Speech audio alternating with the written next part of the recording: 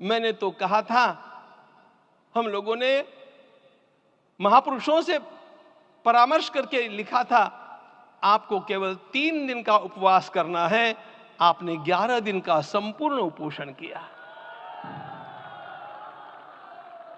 हमने 11 दिन एक भुक्त रहने के लिए कहा था, उन्होंने अन्न का ही त्याग कर दिया।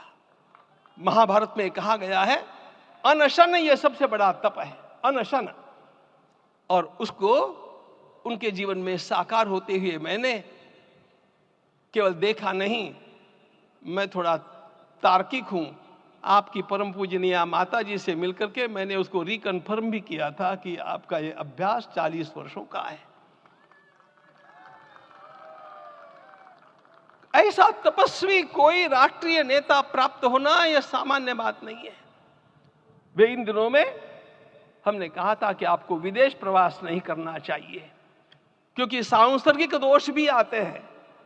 विदेश प्रवास टाल दिया सांसर्गिक देशों के इस दोषों की संभावना के कारण, लेकिन दिव्य देशों का प्रवास ऐसा किया।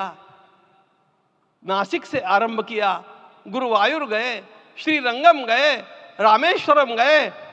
इन सारे स्थानों पर जाकर के वहां के परमाणुओं को लेकर के और पूरी भारत माता के हर कोनों में जाकर के मानो वे निमंत्रण दे रहे थे कि आइए दिव्य आत्माओं, अयोध्या पधारिए और हमारे राष्ट्र को महान बनाने के लिए आशीर्वाद दीजिए। आज तप की कमी हो गई है और उस तप को हमने साकार आप में देखा। मुझे इस परंपरा को देखते हुए केवल एक राजा याद आता है जिसमें यह सब कुछ था, और उस राजा का नाम छत्रपति शिवाजी महाराज। छत्रपति शिवाजी महाराज। मित्रों, लोगों को पता नहीं है शायद,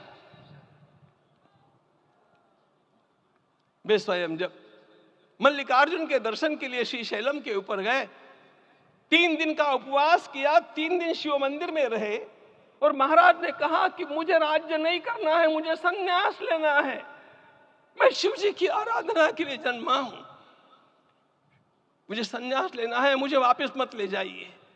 इतिहास का वो बड़ा विलक्षण प्रसंग है।